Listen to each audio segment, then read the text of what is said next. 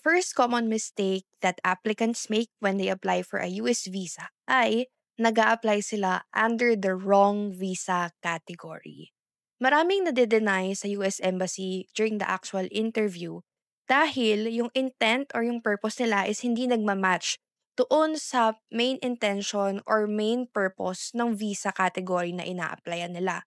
So for example guys, nag-apply sila doon sa DS-160 form, ang nilagay nilang visa category na applyan ay B1 or B2, which is tourist or business visa. Tapos pagdating doon sa interview na with the consul, kapag tinanong sila kung ano yung purpose or kung bakit sila magpupunta sa US, biglang hindi na yun yung sasabihin nila. Hindi na for leisure, hindi na bakasyon, or hindi na business trip. So this one is a very common mistake that applicants make. So you have to make sure na kapag mag-a-apply kayo at mag-fill out kayo ng DS-160 form, which is the application form when you try to apply for a US visa, make sure na i-check nyo kung ano ba yung perfect or yung proper na visa category for you.